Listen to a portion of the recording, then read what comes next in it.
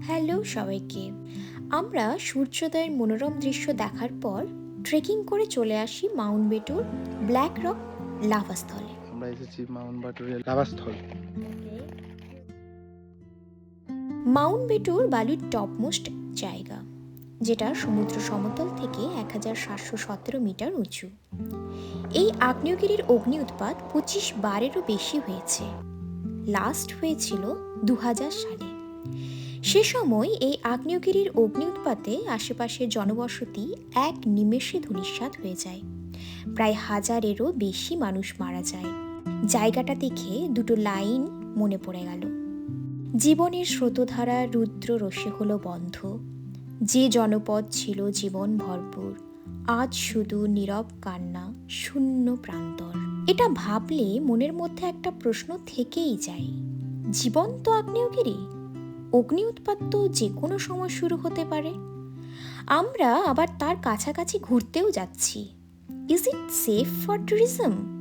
হ্যাঁ, safe.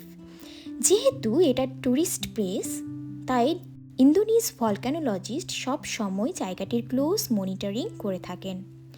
Tour গাইডদের সাথে এদের ক্লোজ কন্ট্যাক্টও থাকে।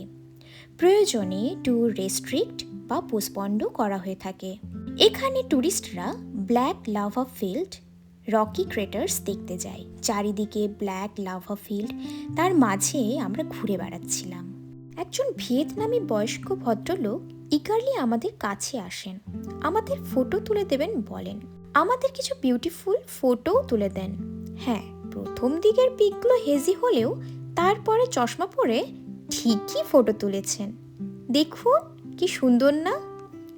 এখানে লাভাস্থল দেখে আমরা গেছিলাম বাটুর লেক দেখতে, যেটা বালির তথা বিশ্বের সবচেয়ে বড় ভলক্যানিক লেক। ওখানে কেমন এক্সপিরিয়েন্স ছিল, ওখানে গিয়ে আমরা কি কি করলাম, আসছে নেক্সট পার্টে। So do like and follow life lens memories Facebook page.